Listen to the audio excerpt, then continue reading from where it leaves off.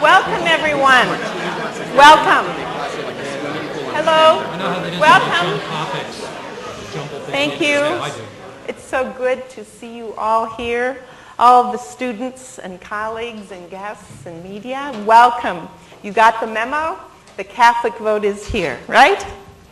So we have a great lineup today, and what a timely time to be thinking about this. Very, very historic. We have 3 presenters that are going to talk about this issue of the Catholic vote, and then we're going to have 2 very distinguished as well people who are responding. I'm Sandra Hansen. I'm a member of the Life Cycle Institute here at Catholic University and the Department of Sociology. Again, welcome everyone. We're going to start today with Professor John White, who many of you know since you're sitting here in his class today. And he is going to talk to us about some of his work in this arena. He's the professor of politics here, for those of you who haven't met him. He's the author of several books, including The Fractured Electorate, Political Parties and Social Change in Southern New England, The New Politics of Old Values, Still Seeing Red, How the Cold War Shapes the New American Politics, and The Values Divide, American Politics and Culture in Transition. He's working on a book as well. What's the name of your book? We think it's the new century. We think it's the new century. All right. So in any case, welcome to Dr. White.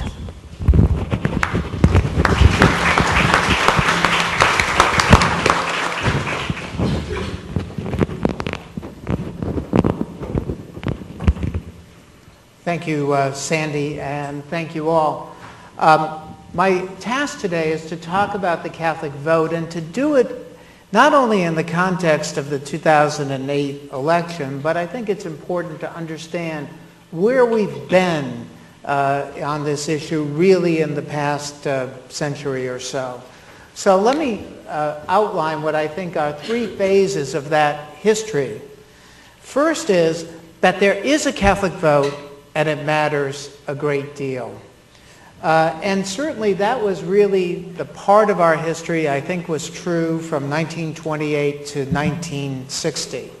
As you know, Al Smith was the first Catholic to receive a major party nomination for president in 1928. He was the Democratic Party nominee. That election was a very clear outcome right from the get-go. Every analyst knew that Herbert Hoover, the very popular humanitarian, was going to win the presidency in a landslide. But when parties know that they're going to lose the presidency, as the Democrats knew they would in 1928, they decided to make a bold gamble for the future. The Democrats did not nominate Al Smith because he was a Catholic and because this might have been an altruistic or the right thing to do. They nominated Al Smith because of demography. From 1840 to 1890, we had a large migration of Irish citizens coming to the United States. And from 1890 to 1924, we had more immigrants to this country than ever before in our history. In that short 50-year time span or thereabouts, more people came to the United States than ever before in our history. And where did they come from? They came from Eastern and Central and Southern Europe, many of them Catholic. In 1926, there was a book published called The Conquest of New England by the Immigrant. And so when Smith was nominated, he was nominated to woo Catholics to the Democratic Party, an opportunity that the Republicans gave the Democrats when they shut off immigration in 1924, when they controlled the White House and the Congress. History does have a way sometimes of repeating itself. The nomination of John Kennedy in 1960 also fits that same pattern. Democrats didn't nominate John Kennedy because he was a Catholic and it was the right thing to do. They nominated him because Democrats were losing support among Catholics, and losing that support in response sometimes to the Cold War itself. Dwight Eisenhower was making significant inroads among Catholic voters in the 1950s, especially in 1956. In 1956, the Republican Party sent out 500,000 pieces of literature to ethnic Catholic Americans entitled The Republican Policy of Liberation. This was sent out by the Republican National Committee. 85% of voters had antecedents behind the Iron Curtain and lived in 17 states with a total of 302 electoral votes. The Cold War became a vehicle by which the Republican Party could woo Catholics not only to President Eisenhower, but also to their tough foreign policy stance. Connecticut Party boss John Bailey wrote a very famous memorandum in 1960 to the other Democratic Party bosses, saying it was a very smart thing for the Democrats to nominate a Catholic for president in 1928. That whatever votes would be lost because John Kennedy was a Catholic would be more than offset by Catholics returning to the fold. And they did, because 78% of Catholics voted for John Kennedy in 1960, and nearly an equal percentage of white Protestants voted for Richard Nixon. After Kennedy, and certainly beginning in 1968, we had another period, and that period could be classified as follows. There is no Catholic vote, and it matters a great deal. Now, why do I say that? After Kennedy, the fact that Americans bring their Catholic religious identity into the voting booth seemed to fade. People bring a lot of identities into the voting booth. Of course, their party affiliation, perhaps gender affiliation, perhaps many other affiliations. But there really did not seem to be the intense Catholic identity that was evident in the vote. And what happened was considerable movement among Catholics away from the Democratic Party and more toward the center, not toward the Republicans that in such a way that they became a fixed, dependable Republican vote, but indeed from 1968 to 2004, Catholics were with the winner most of the time. Now that often included Republicans like Richard Nixon in 1972 and Ronald Reagan. There were some exceptions. 1968, Catholics voted for Hubert Humphrey. In 2000, they voted slightly overall for Al Gore. When Catholics moved to the center, by the way, in part because of the successes of the Democratic Party. When a party is successful, it has its greatest moment of peril. Catholics in 1928 were have-nots. Many were still have-nots in 1960. But as the 60s progressed into the 70s and 80s, Catholics became haves. There's a great apocryphal story of Mrs. O'Reilly, a 70-odd-year-old woman, going to the polls in the 1980s and being escorted there by her 40-odd-year-old son named James. James is an independent. He votes Democrat sometimes and Republican other times, often with the winner. Mrs. O'Reilly was a straight Democrat, New Deal, Franklin D. Roosevelt, Al Smith, John Kennedy, down the line Democrat. And on their way to the polls, James asked Mrs. O'Reilly, Mom, how are you going to vote today? And she says, straight Democratic, of course. And James says, well, what if Jesus Christ came back and voted as a Republican? And she responded to that question by saying, why should he change his party after all these years? Mrs. O'Reilly, of course, is now long departed the political scene and probably long departed this life. Her son James is certainly probably still around. But for a long time, where you had no Catholic vote and it really mattered a lot. Tell me who wins the Catholic vote, and I will tell you who is going to be the next president.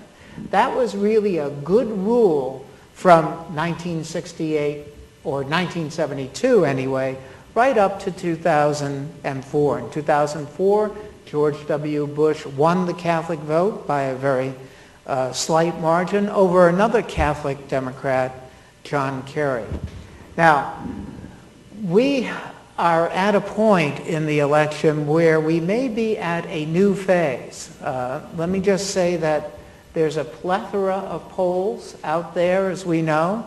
The election seems to have movement right now. All of that movement was toward Barack Obama.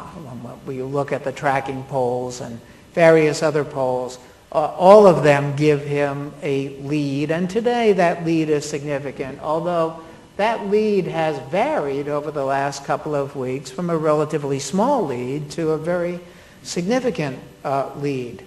And thus there are three possibilities for 2008.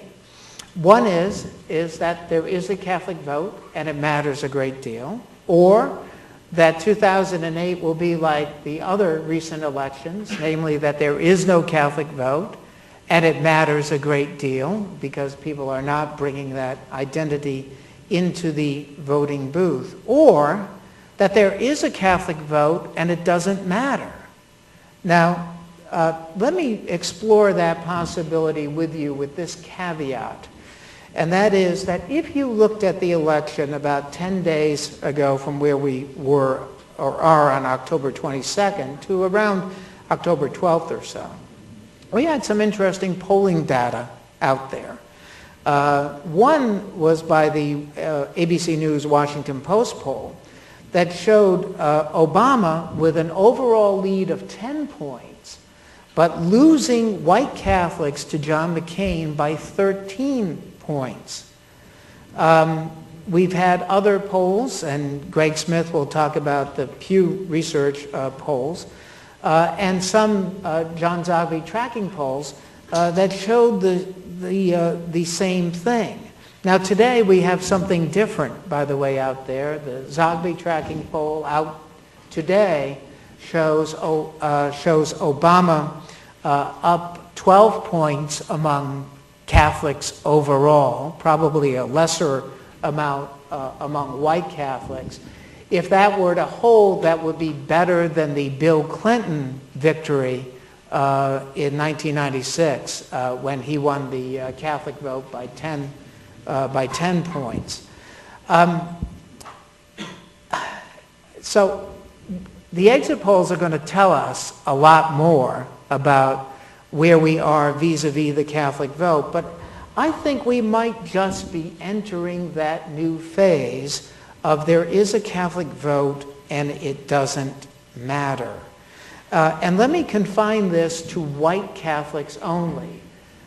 There is a very large Hispanic contingent, and their vote still matters a great deal. On that score, Hispanics constituted 1% of the electorate in 1980. They are estimated that they're going to constitute 10% of the overall electorate in 2008. And as time marches on, their numbers are increasing. But what about white Catholics? If you look at the overall trend of the country demographically, whites are on the decline. The Census Bureau now estimates that whites will be a minority in the United States by 2042. They recently upped that estimate by 8 years. And that's one factor that's at work here. But another factor is the crisis in which the Catholic Church finds itself today. In 2008, the Pew Research Center reported that 1 in 3 Americans were raised as Catholics. Fewer than 1 in 4 identify themselves today as Catholics, and 10% of all Americans say that they are former Catholics. We know, of course, about the shortage, which I won't get into, but also church attendance, which has been relatively stable, but again characterized by too many too many empty pews. Empty pews mean less political clout. It may well be that the exit polls will tell us that frequent church attendees, as has been the case in previous elections, but maybe even more so in this one, might just be listening, if you will, to the church's position, especially on social issues, and might just be voting for John McCain for that reason. We don't know. Again, polling data will help us determine that. And yet, that influence, particularly once exercised by white Catholics, seems to be on the wane. Now, the election, again, may contradict that if over the next 10 days or so we see these leads that Obama has now in the national polls expanding. And as that expands, Catholics are very likely to follow. And therefore, the old rule that there is no Catholic vote and the winner of the Catholic vote is our next president will hold up. But I think that we may be on the verge of this third period in American politics regarding white Catholics. This is not true, by the way, for Hispanics. Not only are they a larger segment of the electorate, but immigration issues seem to resonate very powerfully with them. History seems to have repeated itself because in every poll that I see regarding Hispanics, John McCain is not doing nearly as well as George W. Bush did in 2004, where estimates had his Hispanic numbers at 40 to 44%. They will matter, and they matter a great deal in states like Nevada and Colorado, in New Mexico. But they also matter a great deal in many other states that we don't think of Hispanics or immigrants having a large presence. One last point on this. I mentioned that from 1890 to 1924 we had more immigrants than ever before in the history of our country. Now we've well surpassed that. Today, 1 in 4 Americans is foreign born. And that is a huge has a huge effect on the American electorate. So as a result, I think that we may be at a tipping point in our electorate overall, namely an electorate that as we move on is less white, and therefore the old rules by which we once looked at politics, old rules that said majorities in this country were un-young, un-poor, and un-black, are now going by the wayside. Thank you very much.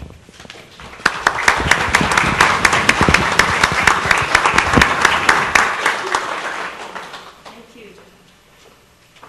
I want to make sure and thank the Life Cycle Institute and Steve Schneck, the director, for organizing this wonderful conference, and remind everyone that there will be a reception after that we would like you to join us at. Our next presenter is Greg Smith. Greg Smith is a research fellow at the Pew Forum on Religion and Public Life. He contributes to the forum's survey research efforts. He holds a PhD in government from the University of Virginia. His doctoral dissertation on the influence of priests on voting behavior and political attitudes of American Catholics won the 2006 Aaron Vidovsky Award, which is given to the American Political Science Association for the best dissertation in religion and politics. His book, Politics in the Parish, The Political Influence of Catholic Priests, was published by Georgetown University Press. Greg was a fellow at the University of Virginia Center on Religion previously. He also contributes to various places, for example, the Journal for the Scientific Study of Religion, and has presented at national and regional conferences. Thanks for joining us today.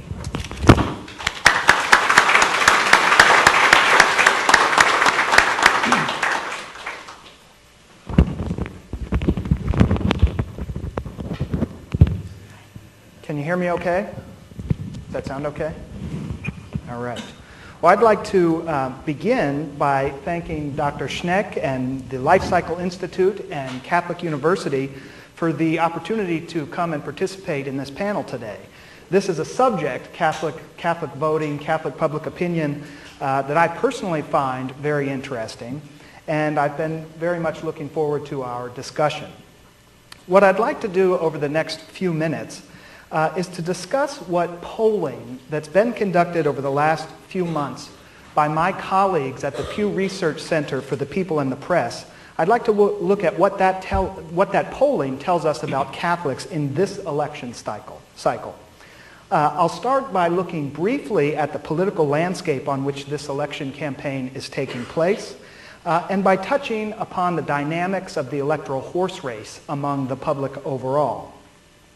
I'll show that while Catholics have been trending toward the Democratic Party in recent years, their expressed candidate preferences to this point in this campaign have really been somewhat volatile.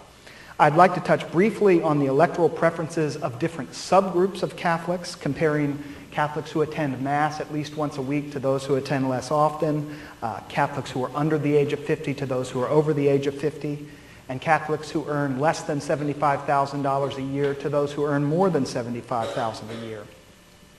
And I'll conclude by showing that the issues that are important to Catholics this year are very much the same as the issues that are important to the electorate overall. And I'll also show that despite all of the talk about Catholics and voting and Catholics in politics and abortion, it looks as if this is going to be a relatively unimportant issue for most Catholics in this election. I think the first point to make clear, and I'll refer here to some slides because I'm going to talk about a lot of numbers. I think this will help us keep track of them. The first point to make clear when discussing the 2008 election is that Democrats are fighting on somewhat more favorable turf compared with recent elections. In 2004, for instance, 47% of registered voters in Pew surveys described themselves as Democrats or said that they leaned toward the Democratic Party, providing the Democrats with only a 3-point advantage over the Republicans.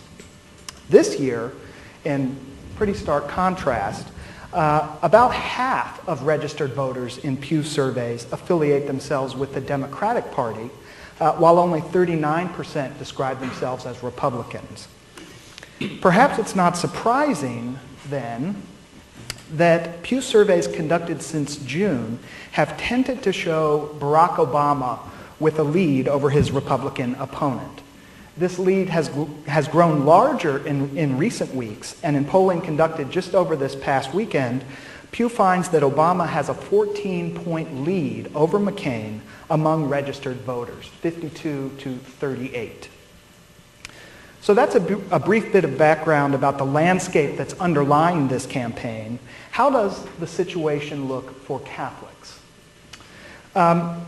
First, let me start by saying that, and Professor White touched on this as well, I'm going to focus in this presentation on white non-Latino Catholics, and there's a few reasons for that. One is that most of the surveys that we conduct at Pew are conducted in English only. There are some exceptions to that. We do sometimes survey in English and Spanish, but when you've got interviews that are conducted in English only, it's problematic to try to represent the views of Latino Protestants. The other thing that focusing on white Catholics allows us to do, I think, is to really disentangle and focus in on the role of religion and avoid some of the confounding influences of ethnicity and race that we also know are very important in shaping political views. So I'll focus here on white non-Latino Catholics. I'll point out that this is a large and important group in the electorate. About a little less than 1 in 5 of the electorate is composed of white non-Latino Catholics. As with the public overall, the Democrats are on somewhat more favorable turf this year among white Catholics as compared with recent elections. Pew surveys in 2004, for instance, found that white Catholic voters were about evenly split in their partisanship.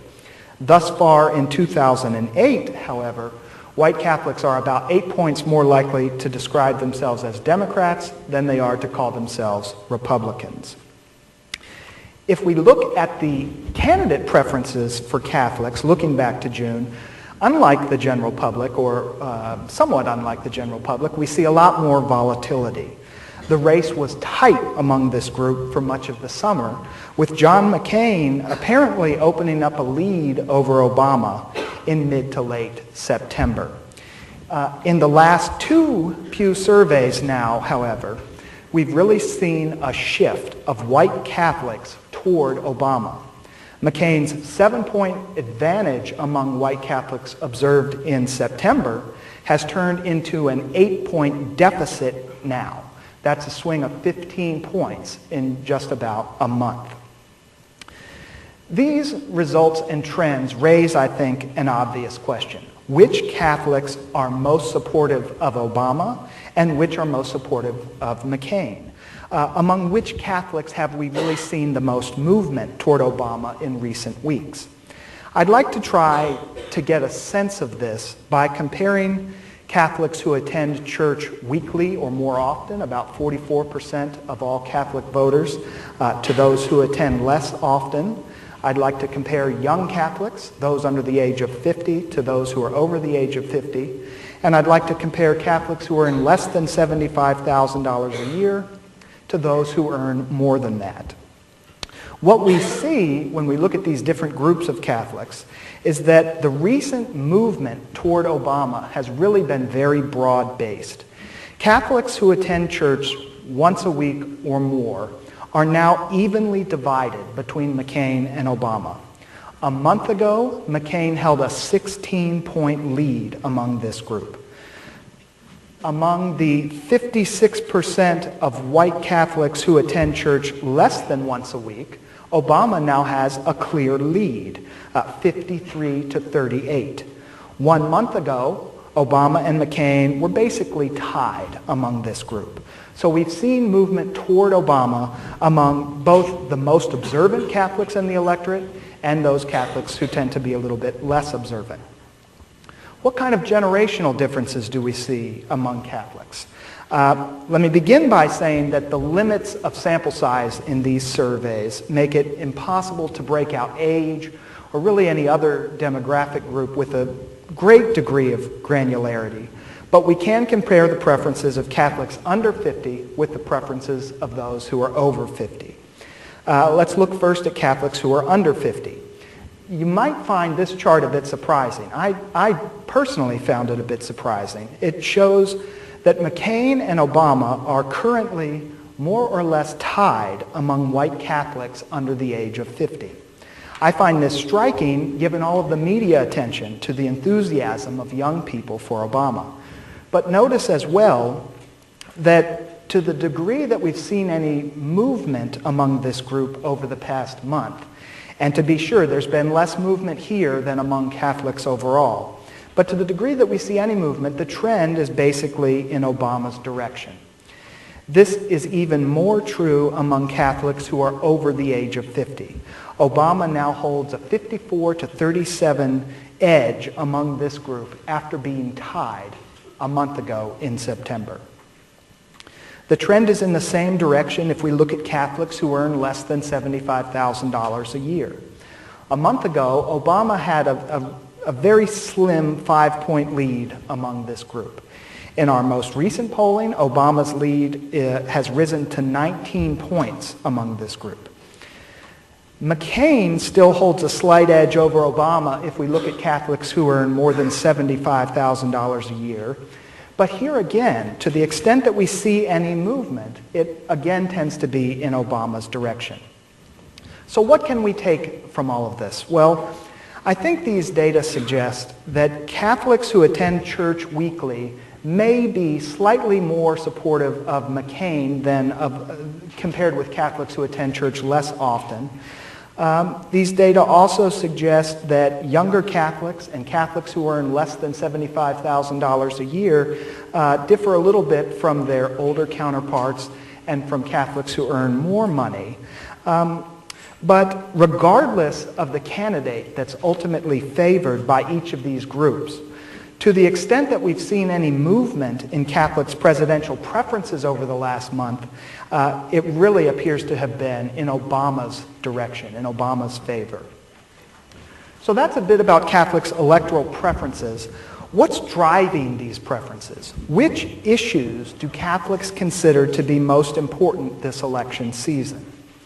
Here, as it turns out, white Catholics tend to closely resemble the public as a whole. Simply put, economic concerns are dominating the political agenda this election year. These data are from August, at which point we found that fully 87% of registered voters and 88% of white Catholic voters said that the economy would be very important to them in deciding how to vote this year. Perhaps related, we see that about 3/4 of all voters, including 3/4 of white Catholics, say that energy will be very important in determining their vote. And about 7 in 10 voters overall and 71% of white Catholics say that health care is a very important issue this year. I hope that you can see this okay. If not, you can take my word for it. Outside of the economic realm, we see majorities expressing high levels of concern about education.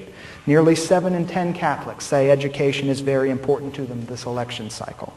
And similar numbers say that the war in Iraq and that terrorism will figure prominently in their voting decisions. Notice here that if we look at the public overall, moral issues, compared to these other things, tend to be less important. Only about 6 in 10 voters say that moral values will be very important to them this year.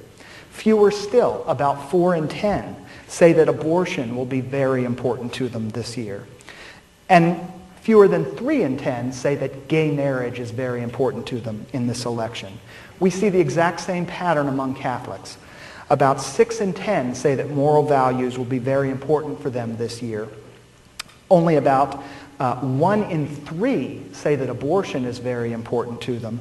And fewer than 1 in 5 say that gay marriage matters a lot to them this year. Notice that Catholics express more concern about issues like the environment, immigration, and trade policy than about either abortion or gay marriage. I thought that was interesting. Are there differences in the importance that Catholics place on issues that are traceable to their levels of religious observance? That is, are more devout Catholics concerned about different things than less devout Catholics, as shorthand? Well, there are some differences between these groups. Catholics who attend church weekly are twice as likely as Catholics who attend less often to say that abortion is very important to them. Flip too fast. And regular Mass attenders are also significantly more likely than other Catholics to say that gay marriage and moral values matter greatly to them. But I also think it's interesting that even for Catholics who attend church on a weekly basis, the abortion issue, and especially gay marriage, rank far behind concerns about the economy, energy, healthcare, education, and the like. Now, in some ways, this isn't surprising. It shouldn't shock us that economic matters and issues of war and peace are of great consequence to Catholics, just like they are to the public as a whole.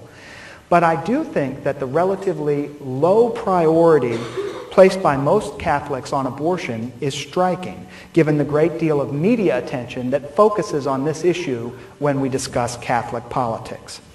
And so I decided to take a little bit closer look at the data to see if it's possible to zero in on a core group of pro-life Catholic voters, those who are both opposed to abortion and who say that abortion is very important in their voting decisions. We can see here that most Catholic voters clearly do not fit this profile. First of all, fewer than half of Catholics say that abortion should be illegal in most or all cases. And of those that do, only about half of them, 22% of Catholic voters overall, also go on to say that abortion is very important to them. This means that most Catholics either rank abortion lower on the political agenda, or they aren't particularly opposed to abortion in the first place. In this respect, you can see here as well, Catholics tend to very closely resemble the profile of the electorate overall. It is interesting, though, I think, that these pro-life Catholic voters are very distinctive in their electoral preferences. Among Catholics who oppose abortion and who say abortion is very important to them, our August survey showed that McCain had about a 2-to-1 lead over Obama. Among those who oppose abortion, but who don't place nearly as much importance on it as an issue, the race was much closer. And among those who support legal abortion in most or all cases, Obama actually had a lead over McCain in August, 53-36. Unfortunately, we haven't repeated these questions since August on a survey with a large enough sample to replicate this analysis. But I'd be surprised if these patterns have changed very much in the last couple of months. The overall numbers might be a little different, but I'd be surprised if we saw a different pattern. So what should we take away from all of this about the Catholic vote in the 2008 election? Well, first, the electoral preferences of white Catholics have been somewhat volatile over the course of this campaign cycle. But recent polls indicate that Catholics may be shifting their support away from John McCain and toward Barack Obama. This shift is taking place across a large number of Catholic subgroups, the highly observant and the less observant, young Catholics and older Catholics, Catholics who earn relatively little money and those who earn more income. This movement is consistent with the findings that Catholics largely share the issue priorities of the general public. Economic concerns are dominating this campaign season, and issues like healthcare, energy, education, terrorism, and Iraq are also weighing heavily on voters' minds. While pro-life Catholics who oppose abortion are much more likely than other Catholics, while pro-life Catholics who say that abortion is very important to them are much more likely than other Catholics to support McCain over Obama, this is a pretty small group. Less than a quarter of white Catholics both oppose abortion and place great importance on it as a political issue. In this respect, Catholics, again, are very much like the population overall. At least this year, social issues like abortion and gay marriage really seem to pale in comparison to the economy and other issues in terms of their electoral importance.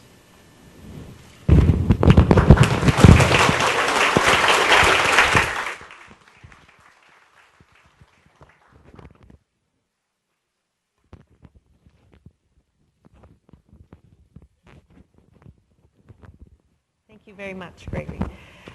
Our next presenter is Dr. Mark Rosell. He was previously a professor here at Catholic University, and now he's a professor of public policy at George Mason University. He's the author of 9 books, editor of 16 books on various topics in American politics. His latest volume is Catholic in Politics, the dynamic tension between faith and power. It's going to be published. It's out now. And so it's Georgetown University Press publication, and thank you very much for joining us.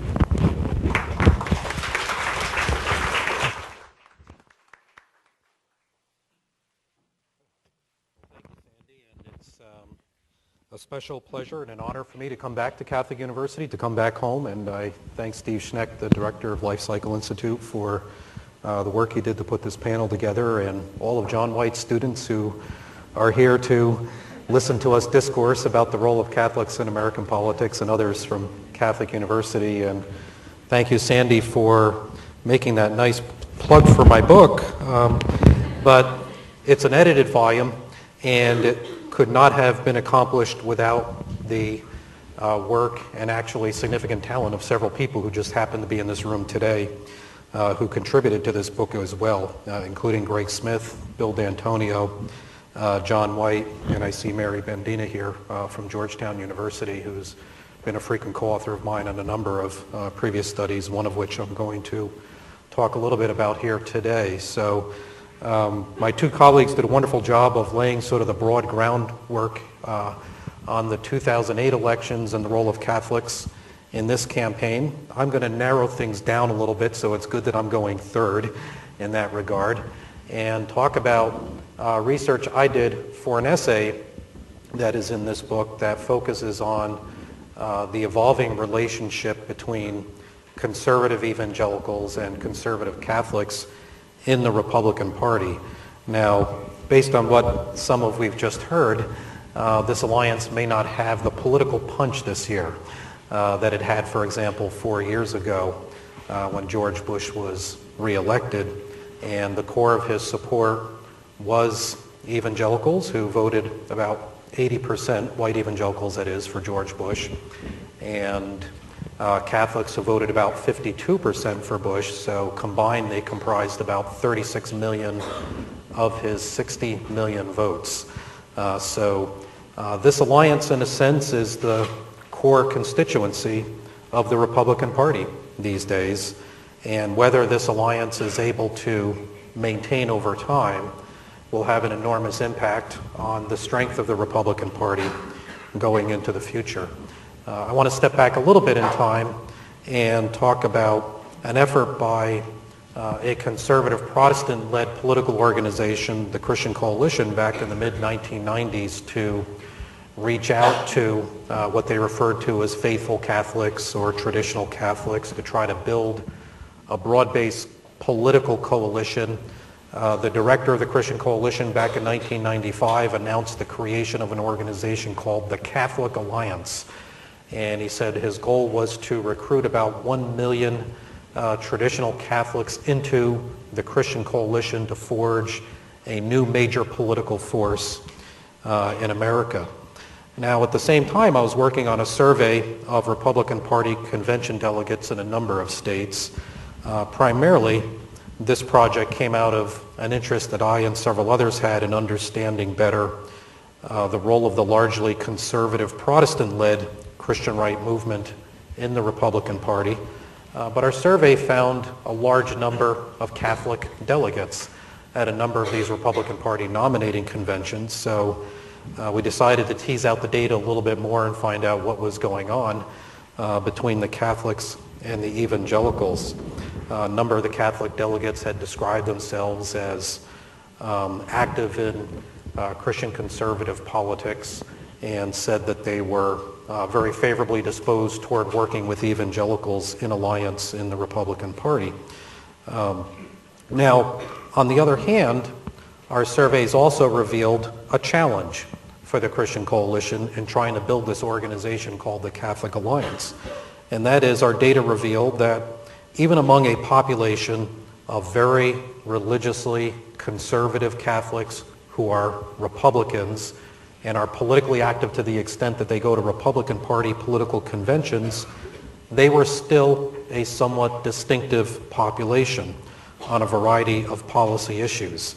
In other words, they broke ranks with some of the positions of conservative evangelicals in the Republican Party, and also they expressed very low levels of support for conservative Protestant-led political organizations such as the Christian Coalition, very low levels of support also for major Christian right leaders such as Pat Robertson and the former Jerry Falwell. So we noticed that there was still a divide between Catholics and evangelical Protestants within the Republican Party, even though they were coming together in political party conventions to support common candidates who were socially conservative.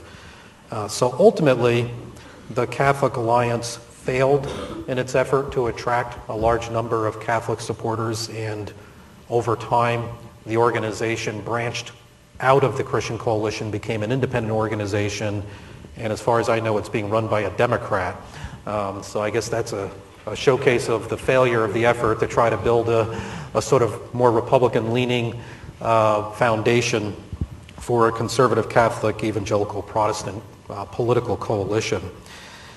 But on the other hand, maybe this is not as important as the fact that conservative Catholics and evangelicals were willing to come together, put aside theological differences in order to support common political candidates, work within one of the major political parties This was not a predictable outcome of the effort to do this kind of outreach, given the history in politics in America between evangelicals and Catholics. And so John White gave you a little bit of the history here. I won't repeat it, but just going back to John Kennedy's campaign in 1960, just pull out a couple of good quotes here. There was a good deal of outright hostility to his candidacy among a number of Protestants, leading conservative Protestants who warned their supporters of the dangers of putting a Catholic in the White House. The president of the National Association of Evangelicals wrote to pastors, and I quote, that public opinion is changing in favor of the Church of Rome. We dare not sit idly by, voiceless and voteless. Christianity Today editorialized that the Vatican does all in its power to control the governments of nations. So a lot of very harsh rhetoric being projected at this time, directed specifically at the candidacy of John Kennedy. And of course, as you know, Kennedy famously made his speech where he said if elected he would not take his directions from Rome. And again, although many Catholics considered the gesture demeaning, Kennedy did so to overcome fears based in some common anti-Catholic sentiments that existed at that time. Now, although Kennedy won, some degree of antipathy between evangelicals and Catholics continued. So deep was the contention that prior to the landmark Roe versus Wade Supreme Court decision in 1973, evangelicals and Southern Baptists often led opposition to state-level proposals to restrict abortion because, as some said, they did not want Catholic principles to become ensconced into public policy. And this, in retrospect, this sounds very, very surprising today, given the ease with which conservative Catholics and evangelicals talk to each other. But going back just 40 or so years, it wasn't such an easy relationship. The 1970s marked a significant period of shift for both evangelicals in American politics as well as for Catholics. The long-standing Catholic habit of voting Democratic automatically was starting to loosen, partially in response to the Roe decision, but also partially because of changes taking place within the Catholic community, as John White was pointing out, growing affluence and higher degrees of education and the propensity for many people who eventually get higher education, good jobs outside of the inner cities, unlike their parents' generation who were the immigrant underclass who went to the inner cities and worked very hard and joined labor unions and identified with the Democratic parties. Their sons and daughters got higher education, white-collar jobs, moved out to the suburbs, and oftentimes became Republicans. So that was just part of a natural evolution that was also taking place at that time. But also, the evangelical right became politically active in the 1970s and led by a number of prominent religious leaders, such as, most importantly, Reverend Jerry Falwell. Evangelicals were being urged to step out into the political arena and to become active, whereas many had previously been told to practice separationism, to stay out of the world of politics. Now, conservative evangelicals were being told that they had to be God's stewards on this earth and that they had to do so through political activity, and that through politics they could change the declining trends in American culture, abortion rights, a number of other social moral issues that had come to the fore in American politics. Despite the fact that there was this convergence between the shifting alliances among many Catholics who were breaking their pro-Democratic Party habit. They were not shifting Republican necessarily, they were just becoming more independent at that stage, alongside the growing political activity of conservative evangelicals.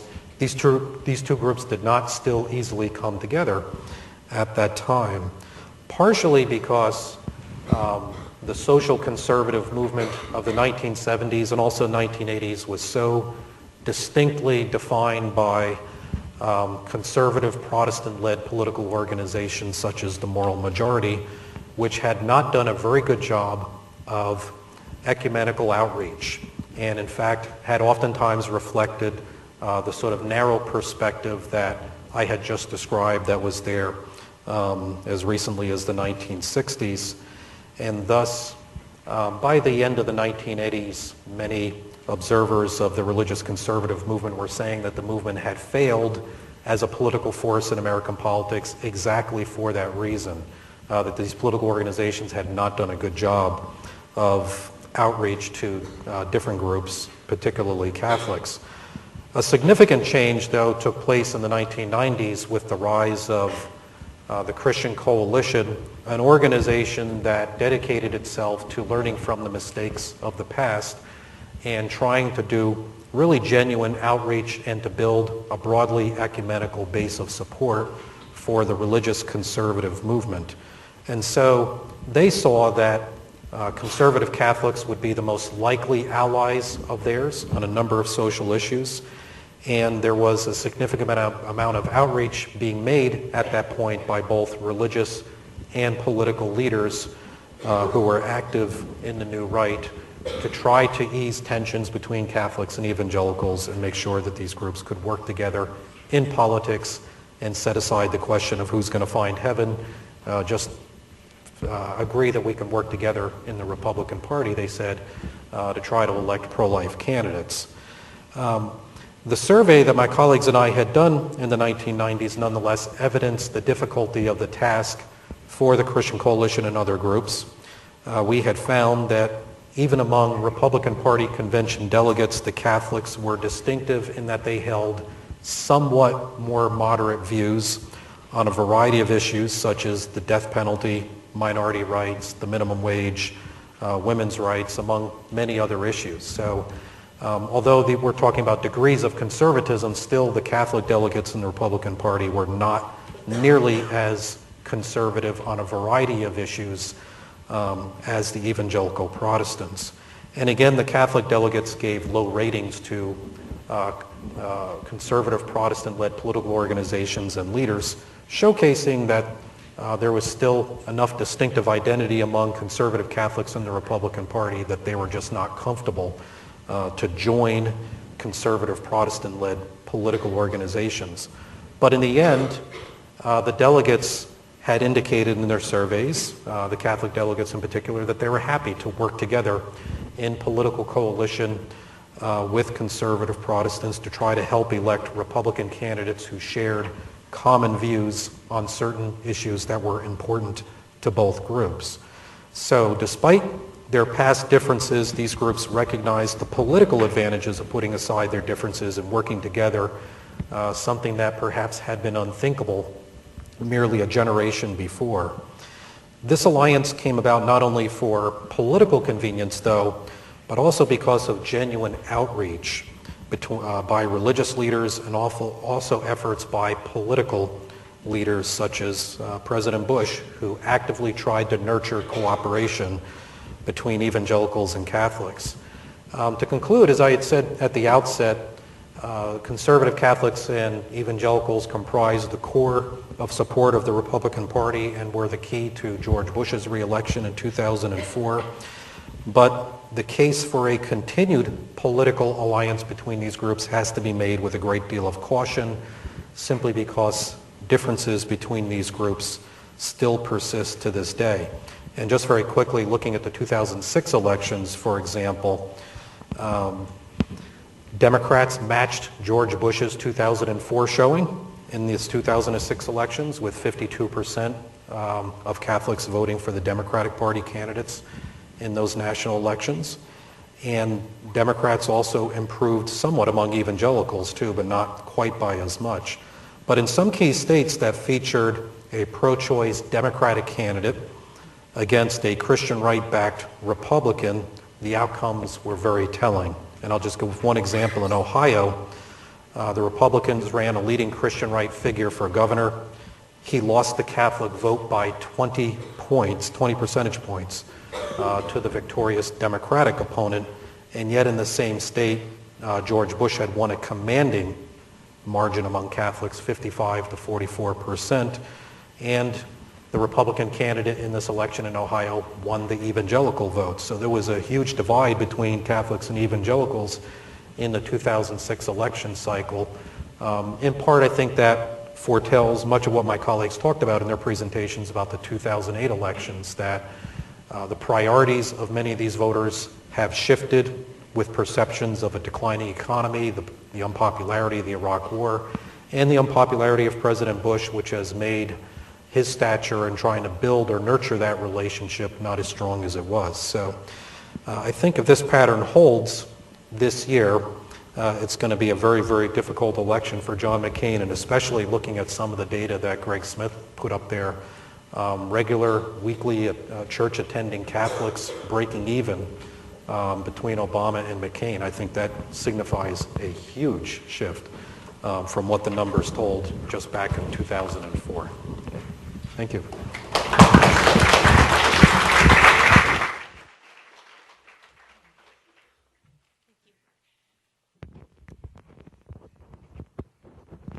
We now are very happy to have two responders. The first of the two responses will come from Michael Sean Winters. He's worked as a speechwriter for various top political candidates. He writes for places like the New York Times, Washington Post, Washingtonian. He's appeared as a commentator on ABC News, Capital Sunday, and he also has a new book out, which he failed to bring to plug today, but it is Left at the Altar: How the Democrats Lost the Catholics and How the Catholics Can Save the Democrats.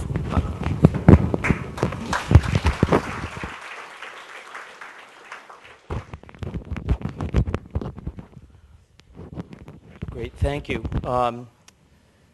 It's difficult to respond to really good presentations. You always hope that the people are going to say something outrageously stupid, and then it's easy.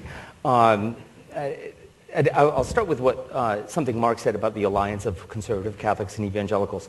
From my point of view, it was always an unholy alliance, and the sooner it is dead and buried, the better. And a poll that was done by the Faith and Public Life Survey in September showed that white evangelicals age 18 to 34 were supporting McCain 65 to 29. White Catholics of the same age group, 18 to 34, supported Obama 55 to 40. So I think the division is manifesting itself.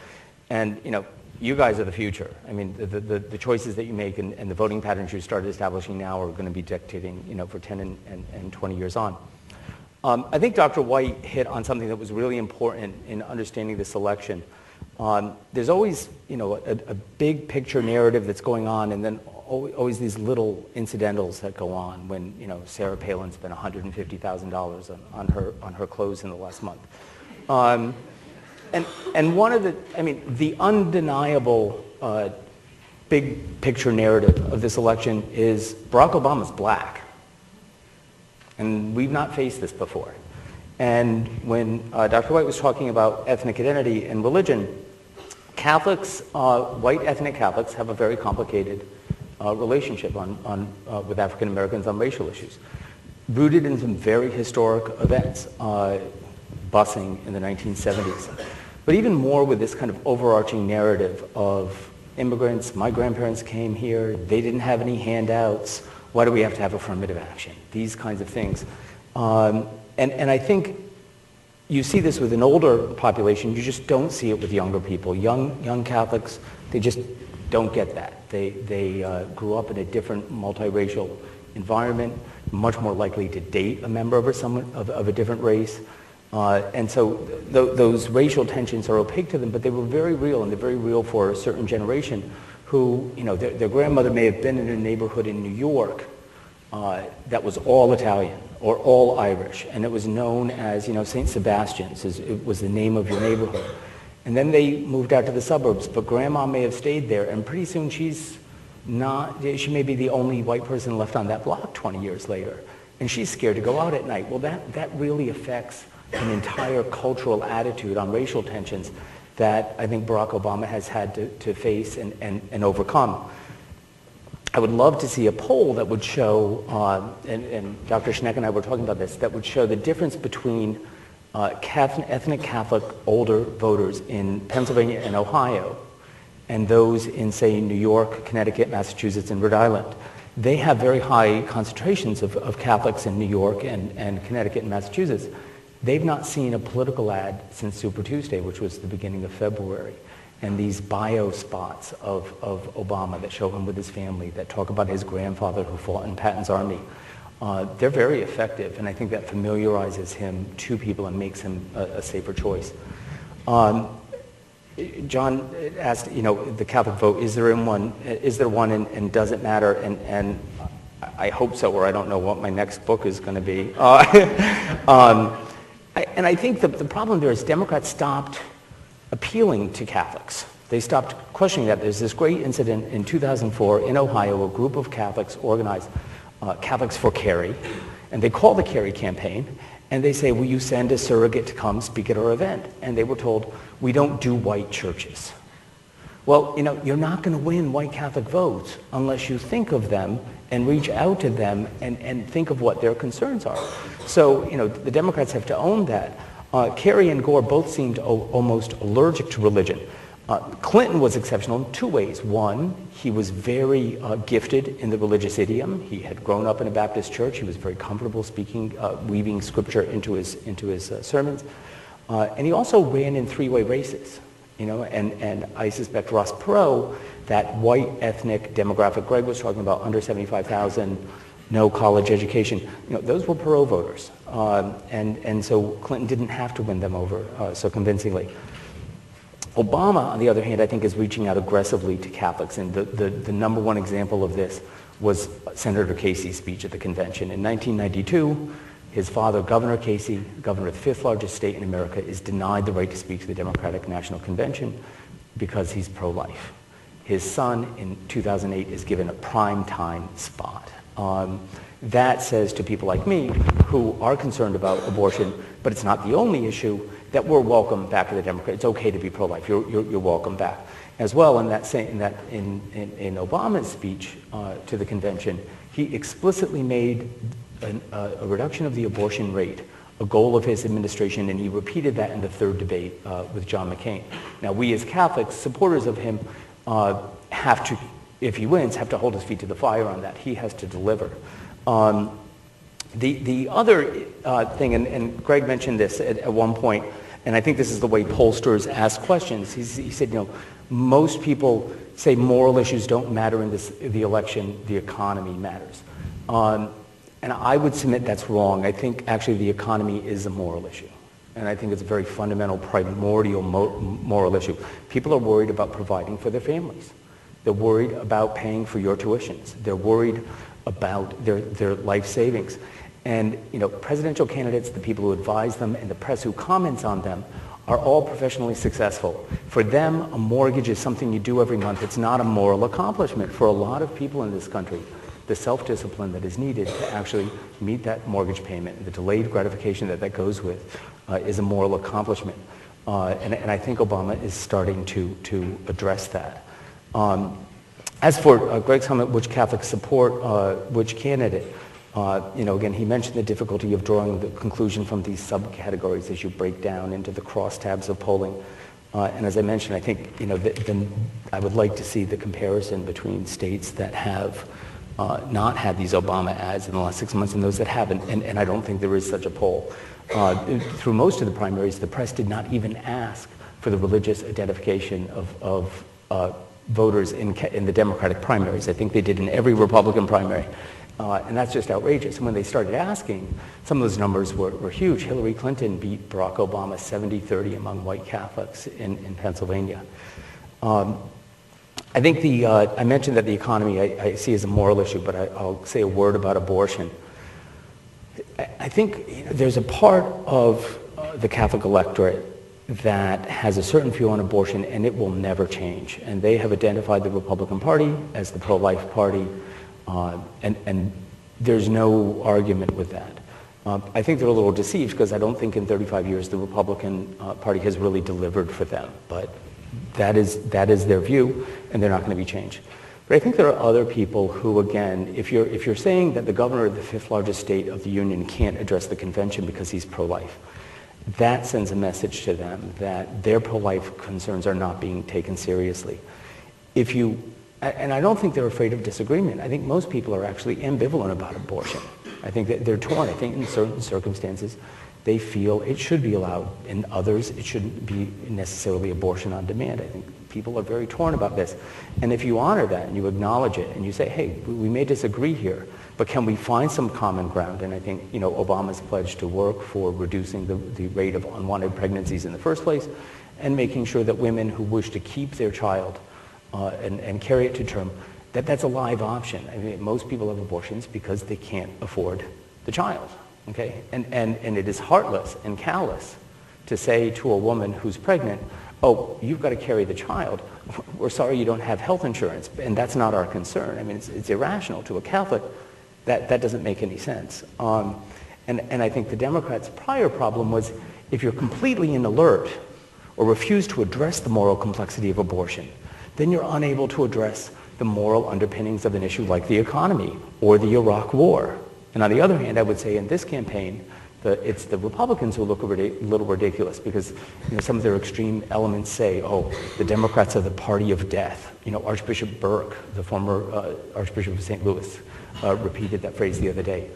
The Republicans started the Iraq War, and that's the party of life? I think they're the ones where the incongruities are really obvious. So that's how I think abortion functions, is for most Catholics, it's a threshold issue. It's one of many issues. You're starting to see that this weekend after Archbishop Chaput made some relatively outrageous remarks in February, and then Bishop Martino this weekend in Scranton saying abortion's the only issue. You had other bishops, Bishop Zavala in Los Angeles, Bishop Steib in Memphis come forward and say, they don't speak for me. We are not one-issue voters as Catholics. You rarely see bishops criticizing each other like that in public, and I actually welcomed it in this instance. So I think we all know Obama's probably going to win, which I think is good for the country.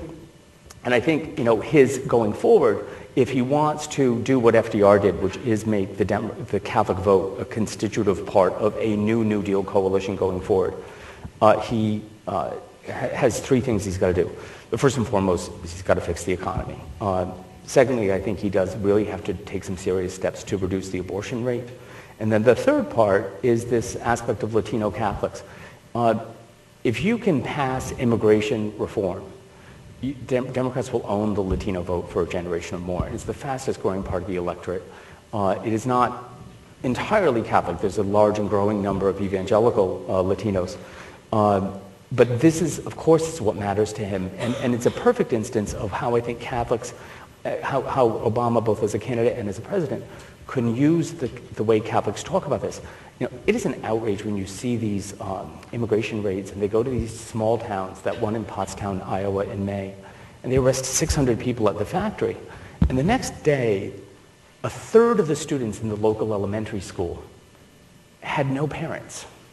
Now, if you're the principal of that elementary school, you do not experience that immigration raid as a good enforcement of our laws. You experience it as a gross disruption of your community. And I think, and that's red state, Pottstown, Iowa is red state America. There's one in Pine Bluff, Arkansas, which is red state America. And the local evangelical church started raising money for legal defense for the immigrants. I mean, people get that. It is not American, it is certainly not Christian to separate parents from their children. And I would like to see the Democrats speak in that kind of language going forward. Finally, I think the biggest picture for us as Catholics, and I'll finish on this so we can get to your questions, I think one of the winners of this election is Pope Benedict. Pope Benedict came to this country and to this university in April, and he said three things I think that were important about politics. First, he says, in distinction to John F. Kennedy, he said religion is not private, it is public. Even in the midst of the Jeremiah Wright scandal, Barack Obama never went to that, oh, my religion is private and personal, safe ground. He has engaged the religious issues as they have come to him, talked about how he sees them in moral terms. He's never ducked it. He's never said, oh, that's private, I won't answer that, to his credit. Secondly, the Holy Father talked about the need to always bring faith and reason together. And the flip of that, of course, is, unlike Jerry Falwell, who said outrageous things in the wake of 9/11, or Pat Robertson, who said outrageous things after Katrina, that it was God's intervening to stop a gay rights parade. This year, when John Hagee said outrageous things, or when Jeremiah Wright said outrageous things, they were thrown under the bus. Just because you're in a pulpit, you don't get to say crazy stuff. And I think that's a good thing for the country and for the churches. And finally, the Holy Father addressed a variety of moral and political issues. And I do think the Catholics are showing themselves, if the polling is to be believed, that they are not single-issue voters, and I think that's very good. So I think Barack Obama will win, and Pope Benedict XVI will win the election in November.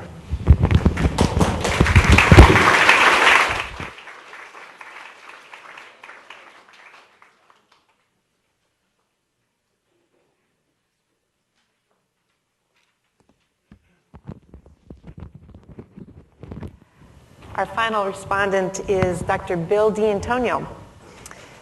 Dr. D'Antonio is also a fellow at the Life Cycle Institute, and he holds the position of Professor Emeritus at University of Connecticut. He was the executive officer of the American Sociological Association from 1982 to 1991. He is the author of many pieces on the sociology of religion, including some books, American Catholics Today, New Realities of Their Faith and Their Church, and also co-authored Voices of the Faithful, a study of the Catholic lay social movement, striving to help change the church. So we're very happy to have you as our discussant today, Dr. D'Antonio.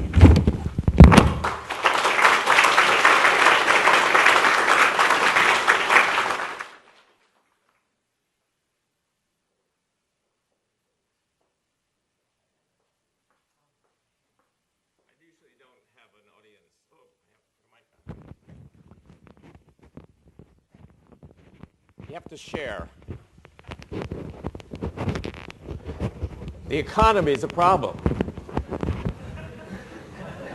No, Steve did not tell me I couldn't produce more. I thought 50 would be sufficient. Can everybody hear me? I'm going to make my opening remarks about, as a kind of addition to Professor White's presentation, and then I will ask some questions of Greg Smith, and you'll see that I'm usurping a chapter, part of a chapter from Mark Rosel's book. I don't have to give him any more praise than that. The sales will be up after I finish my remarks, I'm sure. What I'm really going to do here is to kind of build on the general thesis of John White. That is that there is a Catholic vote, but it may or may not matter. And I'm going to suggest that there is a Catholic vote, but it's trumped by party ideology. And I'll try to explain that in the handouts that I have for you. There's a series of tables or graphs, and I will talk about them in a minute. What I'm going to be saying, and this is from an article in Mark Rosel's new book. The article is about Catholicism, abortion, and the evolving polarization in the U.S. Congress. So I'm going to focus on a different part of Catholicism in America, and that is the emerging and changing number of Catholics in the U.S. Congress and the House and Senate over the period from 1971 to 2008. And my colleagues in this, I see Steve Tuck has come in, and John White. We're working, John, we are working on a book. Don't overlook this book, John. It's The Religious Factor in the U.S. Congress. And this article is part of the larger book. And what I'm suggesting is that the period between 1976 and 1984 marks the point at which abortion became a divisive party line issue in both the U.S. House and Senate, and helped to change the nature of voting in Congress and in the way in which Catholics voted in both the House and the Senate. What happened, and I'm not able to spell it out here at any great amount of time, is that in 1976, Jimmy Carter was the presidential candidate for the Democratic Party, and Gerald Ford was for the Republican Party. Ford was slightly pro-choice, and Jimmy Carter was very pro-life. The U.S. Catholic bishops, led by then Archbishop Bernardine, pleaded with Carter to add a plank which would do away with Roe v. Wade, an amendment to eliminate Roe v. Wade and make abortion against the law in the U.S. Carter said while he was opposed to abortion, he thought that could not be possible for him. Meanwhile, so the result was that Gerald Ford and Jimmy Carter both wrote very wishy-washy statements about the sanctity of life in their platforms in '76. But in 1980, the formerly pro-choice governor of California became the pro-life candidate for the Republican Party. In our article, we cite the evidence that he called upon Bill Brock, the Republican Party national chairman, and a priest named Father Shea to meet with the evangelicals led by Jerry Falwell and the executive director of the Moral Majority, Charles Moore, to work out with them what it would take to bring the evangelicals formally into the Republican Party. And it took three things. One, a stronger military, because Carter was weakening the military by cutting the military budget, lower taxes on everything else except the military, and a strong anti-abortion plank. If you look at the Republican Party platform in 1980, that's what it had, and that's what it took. The Democrats were left with, again, a very weak plank on the sanctity of life. And if you look at the tables now I'll walk you through, you'll see how that decision in 1980 changed the nature of voting on the abortion issue, and then we argue in our book, changed the nature of political ideology in the Congress and in the nation at large. The first table, 8.1, which is found on page 134, simply shows you the number of Catholics in the U.S. House from the 1971-72 year to 2008. You will notice that in that time period in the House, the Democrats at the beginning, and it could have gone back to 1960, had a large advantage over the Republicans. It was like 79 to 24. The figure on top is the total number of Catholics in the House at any time. And you see that it now exceeds 29% of the total number in the House. In the period, again, 1980, if you look very closely, it's not easy to read, that would be the 1979-80 is the 95th Congress. That would be about the fifth dot. You'll see the parties are pretty far apart. In numbers, the Democrats lead. And then following that, as the abortion vote takes its and has its impact, the Republicans increase their numbers in the House until the 1994 Gingrich election. And in that year, and the following 95-96, the Democrats and the Republicans come closest to equal numbers in the House. Now, since I'm moving very quickly, on the other side you see what happened in the Senate. The number of Democrats in the Senate, there were 12 in the Senate in the 1971-72 year. That's on the next page there, 135. As of the, again, in the Reagan years, 1980, that's the point at which the two lines meet, and for the only time there are an equal number of Democrats and Republicans in the U.S. Senate, 8 each. And then from then on, and then once again, the lines meet in the year 2000. And then in the 2006 election, which is for the current Congress, the 110th Congress, you suddenly see, again, a split between the Democrats and Republicans. There are now 16 Democrats in the Senate and 9 Republicans. Now, what difference does that make? And you'll find the beginning of the difference on page 137. These are U.S. House votes on abortion over the period 1978-79 to 2004, the years for which we had data at the time of this. Didn't have good data on the abortion. Remember, Roe v. Wade occurred in 1973.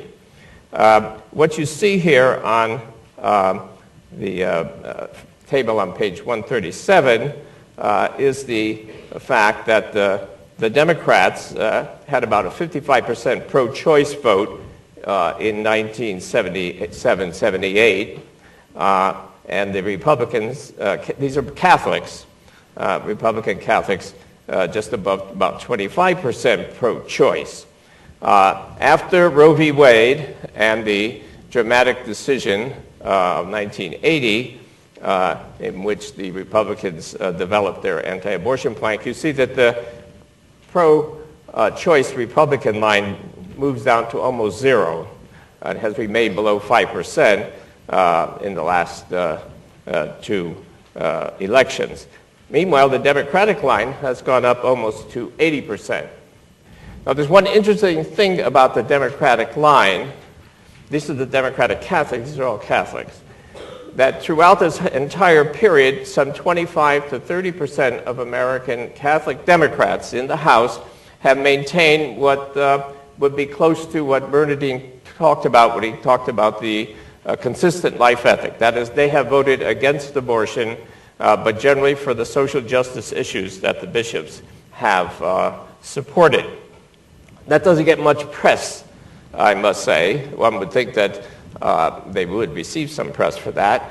There's not a single year in which any Catholic Republican has support, since Connie Morella left. I have to say Connie Morella was a liberal Republican from Montgomery County who was closer to being a Democrat than many of the Democrats.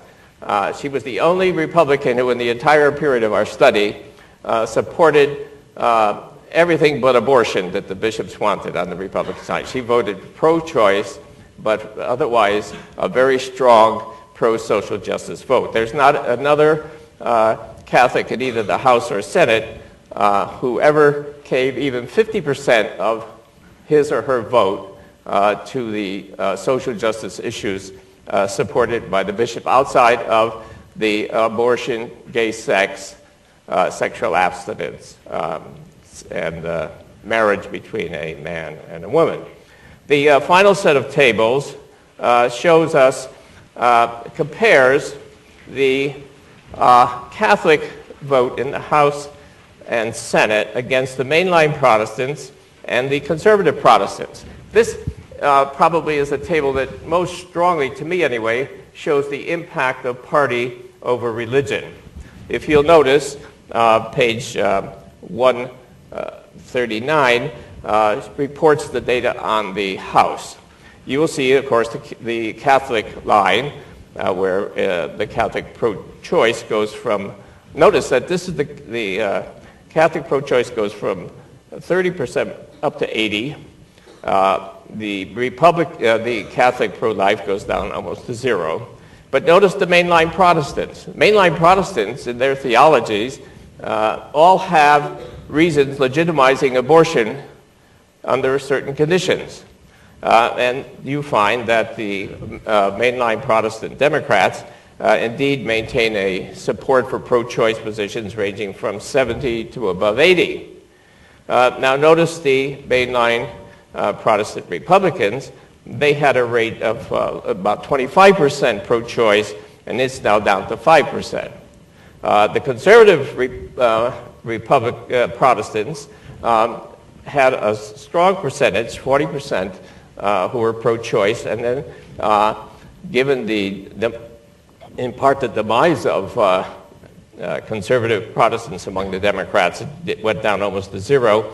Meanwhile, conservative Protestants in the House have always been low in support of the pro-choice position, and they're practically non-existent in the House at the present time. On the other side, we find, again, more dramatic examples of the impact of 1980 and the Republican platform. Among Catholics, there was 20% of Republican Catholics in the House who were pro-choice in the Senate. I'm sorry, this is in the Senate. That has dropped and been very low since 1980. Again, the mainline Protestants demonstrate the importance of party over religion. The Democratic Party mainline Protestants have remained highly pro-choice. Meanwhile, the mainline Protestant senators, again, who have all kinds of reasons to live by their church teachings, which allow them to be pro-choice, have dropped down below 10% pro-choice. And you see, with regard to the conservative Protestants, the collapse of the Democratic conservative position on choice, which went from above 75% conservative Democrats who were pro-choice down to 0, and then now with a new generation of moderate Democrats moderate conservatives really coming up. If they're elected in the South, they are more moderate than conservative, but they belong to the conservative Protestant churches. So the conclusion that we draw from the data is supported by our examination of all roll call votes in the House and Senate from 71 to 2006. And what we found was that in 1971-72, when we did a run, we found that religion had some influence on votes. We could account for 7% of the votes in the House being accounted for strictly on the basis of religious affiliation. Meanwhile, only 35% of House votes were accounted for by party loyalty. More votes were accounted for by regional and other interests than party loyalty. As of 1994, we found that 90% of all roll call votes were accounted for by party loyalty. That is, if you were a Democrat, you were going to be voting the party line 90% of every roll call vote. And if you were a Republican, you would be voting party line 90 to 95%. In fact, our table, which is in the book, but I didn't bother to hand more paper out here, shows dramatic votes. If there was a vote on the healthcare minimum wage bill, it would be 5% of the Republicans supporting it. Whether you were Catholic or not, your vote was tied into that 5%, 95% opposing it. If you were a Democrat, it was 95% supporting it and 5% opposing it. And so the conclusion from the data that I draw is that there are two Catholic votes, at least. If you are totally opposed to abortion, if you believe that most government funding for those who are more needy is ineffective, and if you support a strong military, you will be a Republican. If you are a pro-choice person, moderately to very pro-choice, 70% of all Catholics identify themselves as supporting abortion under all conditions, but the larger percentage under most. And if you believe that there is something to the notion of Matthew 25 having relevance in our lives, that you're supposed to feed the hungry, clothe the naked, and find shelter for the homeless, and you believe that there's too much money being spent on nuclear warhead research, you will be a Democrat. And if you can't decide how you feel about those, you'll be 19% of the independents that we found in our study. Now I want to turn briefly to some of Greg's. That takes care of Mark's book, and sales should be up next week. And I have 1 minute to ask Greg two questions. One, you showed the under 50 age group, and you explained that you generally didn't have enough of an N to break it down. In our study, American Catholics Today, we identified the millennials, 18 to 29, now 18 to 29. They were 55% for Democratic and 39% Republican, very similar to the 2006 election vote among millennials. And so perhaps the question, and I don't know whether in fact you have the millennial vote broken down otherwise in your data. The second question relates to your graph on political priorities. You had one item there that said moral issues. Well, as a Catholic, I thought most of the items were moral issues. And so I wonder that you didn't identify what precisely you meant by moral issues. And I think it might help us if you could identify those for us. Thank you.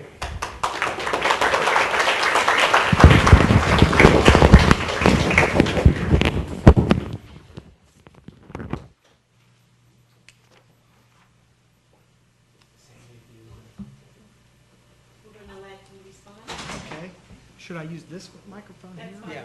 Okay. Can you hear me? Is this coming in? All right. Well, thank you for those questions. Just a couple of brief responses. As far as the younger age group goes, we don't have enough in our surveys to look at Catholics in particular, Catholics under the age of 30, say, and what their candidate preferences are. But I'm not at all surprised that data would show that they tend to favor the Democratic Party over the Republican Party. I can say that Pew polling done over the course of this year, including very recently, does show that if you look at young people overall, there is a great deal of support for the Democratic Party and Barack Obama in particular. I'm just looking at the most recent Pew poll that's out this week. Among registered voters under the age of 30, Obama, 66% support Obama, only 27% support McCain. That's the biggest lead for Obama among any age group. And given how similar Catholics are to the general electorate in so many ways, I wouldn't be at all surprised if the same thing were true of younger Catholics. As far as moral issues, both of you have pointed out that many of these issues could be considered moral issues, and I don't disagree with that at all. I don't remember if it's possible that there's a mistake in one of the slides. The line at the bottom should say moral values, and the way that we ask moral values, that's what all those words are. Is we actually asked people how important will the economy be to you this year in deciding how to vote? Very important, somewhat important, less important. So moral values is simply one of the terms that we included in the list. So it's not to say, and I don't mean to imply, that anybody who says that the economy is very important or that healthcare is very important is necessarily distinguishing that from a moral issue or saying that it's not a moral issue. But it is true that when we ask about moral values as one of those items, and when we ask, and even more dramatically, when we ask people how important is abortion and how important is gay marriage, those social issues, I think is the better way of probably putting it, abortion and gay marriage, rank far below some of the economic and some of the foreign policy issues that matter to people this year. Thank you. Does that answer the questions? Yes. Thank you. All right, we're going to open it up for questions now. We have till like 15 minutes, is that? Okay. If you have a question, please stand and let us know your question and who you are addressing to, if you'd like. Yes, sir. I have several questions. One of the questions is, the effect of Joe Biden as like a Catholic. How much that played a role in winning Catholic votes. That's number one.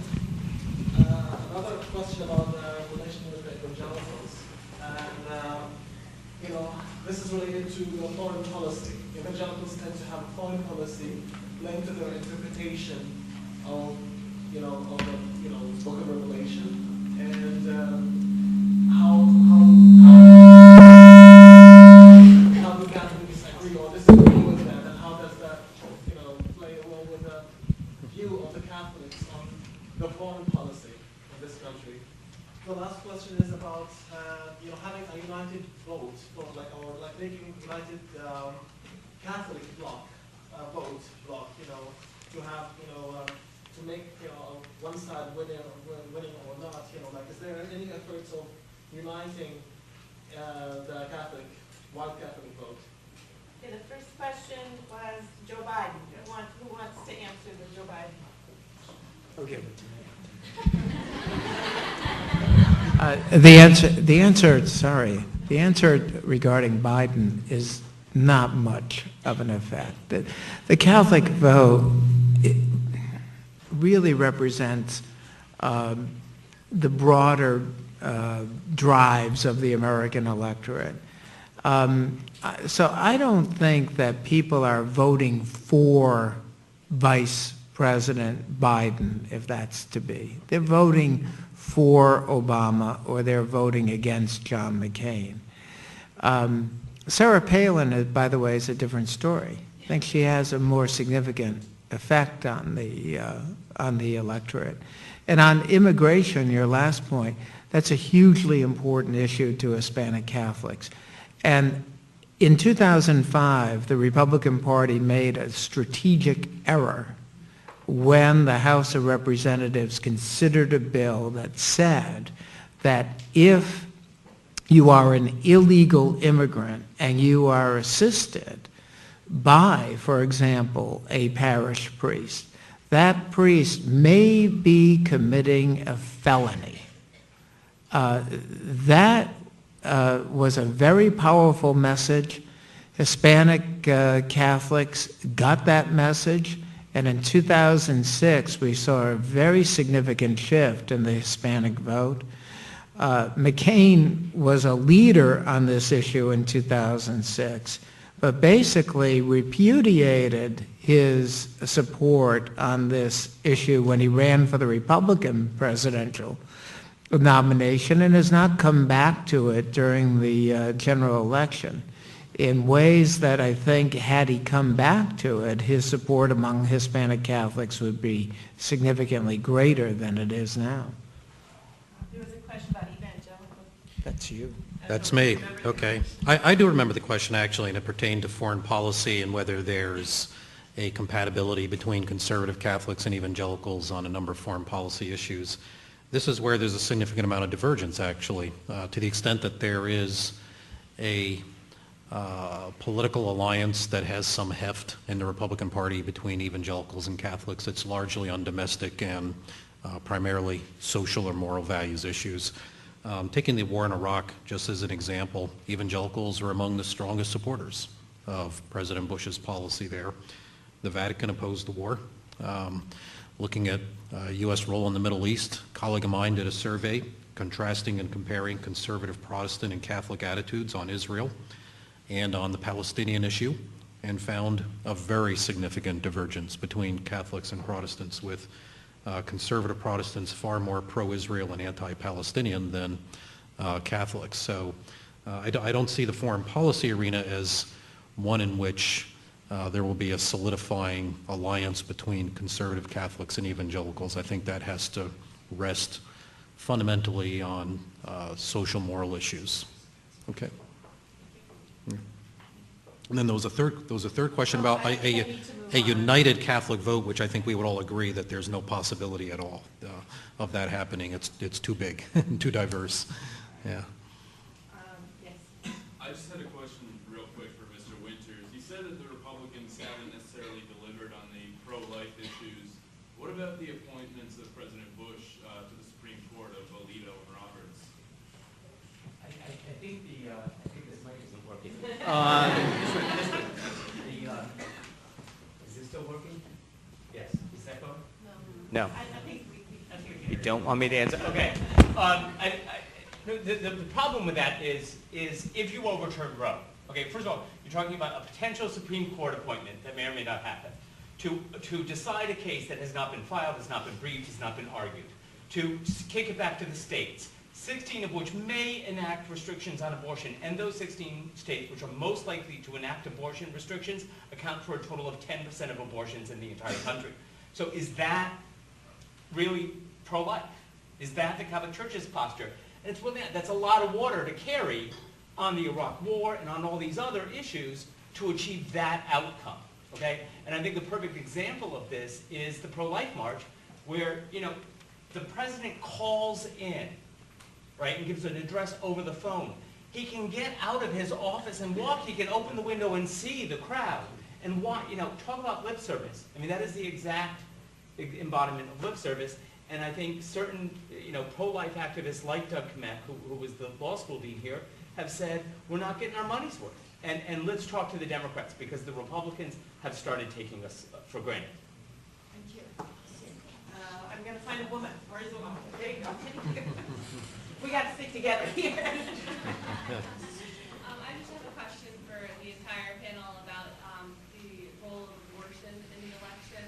All of you have stated that it's played less of a role in this election and elections in the past. And I was wondering why things like the Freedom of Choice Act haven't gotten more play in this election, something that Senator Obama has stated that he supports. It's something that would repeal the Hyde Amendment, meaning that abortions would be mandated by the federal government to take place at religiously based hospitals, and previously they've been exempt from those sorts of laws. So I was wondering why that hasn't been more at play with Catholics in this election. Panel? Well, Greg? maybe I'd just say, Go ahead. just to start before turning it over to others, is that while it's true that that our polling finds that compared to other issues, abortion seems to be relatively less important this year, we should also keep in mind that the issues that that have emerged as most important this year, the economy, energy, terrorism, the war in Iraq, the fact that these matter is not a new development. They've always mattered. They've always been extremely important in helping people decide how to vote, in helping people make up their decisions on Election Day. And I think sometimes that has gotten lost, and attention to that, that fact hasn't always been paid the attention it deserves. So I'm not so sure that I necessarily characterize abortion as less important this year. It may be somewhat less important, but we should keep in mind that it's also true that these other issues have always mattered and always played a large role in politics in general, and that includes for Catholics. I'd like to add a word. In our studies of American Catholics, which now include 4 surveys going back to 1987, when we controlled for generation, we found some interesting patterns that have emerged over time. The first pattern is that all generations, the pre-Vatican II Catholics, those born before 1940, the Vatican II Catholics who were born between 40 and 60, perhaps most of your parents, the Gen X Catholics, and now these millennials, in each of the generations, the percentage of Catholics supporting the idea of being opposed to abortion has decreased. It has even gone down for the senior Catholics. And among the millennials, these younger, your age group, practically none of them look to the bishops as an authority source with regard to the abortion issue. So it has remained steady in the sense of the Catholics having this moderate position on a pro-choice position, but has not either grown nor decreased, and the bishops as authority voices on this issue have simply lost their voice on this issue, as they are losing it on some of the other issues. And since it's a study over time, you can control for generation, and you can see the impact over time as well as the most recent survey.